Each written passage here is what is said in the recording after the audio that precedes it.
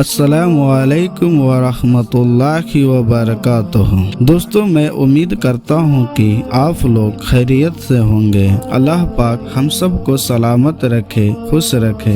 دوستو، میں آپ سب سے ایک گزارش ہے کہ آپ سب نماز نہیں پڑھ رہے ہیں تو آج سے نماز پڑھنا شروع کر دیں، کیونکہ مرنے کے بعد پہلا قبر کے اندر سوال ہوگی من ربو کا، تمہارا رب کون ہے؟ اس وقت ہمارا نماز ہی کام آئے گی، اسی لیے پہلے سے تیاری کریں۔ چلیے شروع کرتے ہیں۔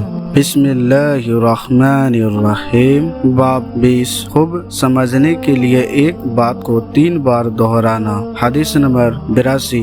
انس رضی اللہ تعالیٰ عنہ سے روایت ہے کہ نبی صلی اللہ علیہ وسلم جب کوئی اہم بات فرماتے تو اسے 3 بار دہراتے، یہاں تک کہ اس سے اچھی طرح سمجھ لیا جائے، اور جب کسی قوم کے پاس تشریف لے جاتے تو انہیں 3 بار سلام بھی فرماتے۔ فائدے: رسول اللہ صلی اللہ علیہ وسلم کا خاص وقتوں میں 3 بار سلام کرنے کا عمل تھا، جیسے کسی کے گھر میں آنے کی اجازت طلب کرتے وقت ایسا ہوتا تھا، یا ایک بار سلام اجازت کے لیے، دوسرا جب ان کے پاس جاتے، اور تیسرا جب ان کے پاس سے واپس ہوتے۔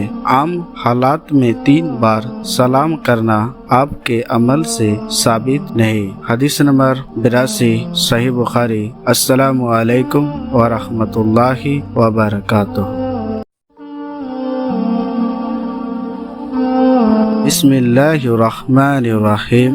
باب 21۔ اپنی لونڈی اور گھر والوں کو تعلیم دینا۔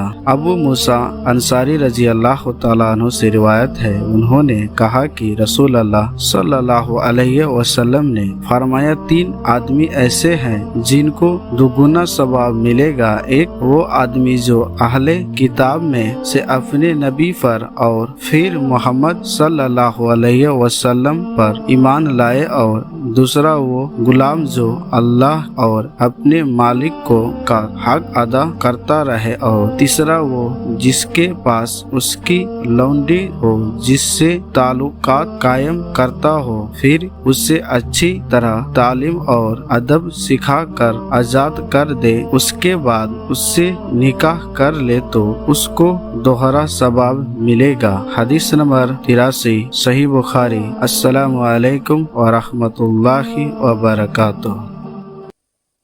اللهم صل على محمد وعلى آل محمد كما صليت على إبراهيم وعلى آل إبراهيم إنك حميد مجيد۔